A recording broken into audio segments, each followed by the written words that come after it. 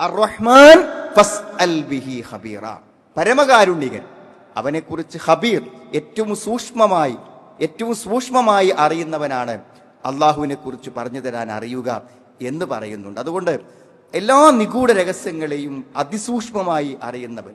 അള്ളാഹുവിൻ്റെ ഈ നാമത്തെ അള്ളാഹു ചേർത്തുപയോഗിച്ച മറ്റു നാമങ്ങളുണ്ട്. 3 സ്ഥലങ്ങളിൽ അങ്ങനെ കാണാൻ പറ്റും. ഇന്നല്ലാഹ കാന അലീമൻ ഖബീറ. അലീം, അള്ളാഹു എല്ലാം അറിയുന്നവൻ എന്ന് പറഞ്ഞവരോട് ചേർത്തിട്ടാണ് അള്ളാഹു സൂക്ഷ്മമായി അറിയുന്നവൻ, നിഗൂഢജ്ഞാനി എന്നൊക്കെ പറയാവുന്ന ഈ പദം ചേർത്ത്. മറ്റൊരു സ്ഥലത്ത് ഖുർആനിൽ കാണാൻ പറ്റും, ലാ തുദ്രികുൽ അബ്സാറു വഹുവ യുദ്രികുൽ അബ്സാറ വഹുവൽ ലത്തീഫുൽ ഖബീർ. അവനെ നമ്മൾ കാണില്ല, പക്ഷെ അള്ളാഹു എല്ലാ കണ്ണുകളെയും എല്ലാവരെയും അള്ളാഹു എന്ത് ചെയ്യും? കാണും. എല്ലാവരെയും കാണുന്ന അള്ളാഹു, നമുക്ക് കാണാൻ പറ്റാത്തവനായ അള്ളാഹു, അവൻ അൽ ലത്തീഫുൽ ഖബീർ, നിഗൂഢജ്ഞാനിയും സൂക്ഷ്മജ്ഞാനിയുമായവനാകുന്നു അള്ളാഹു എന്ന് പറയുന്നുണ്ട്.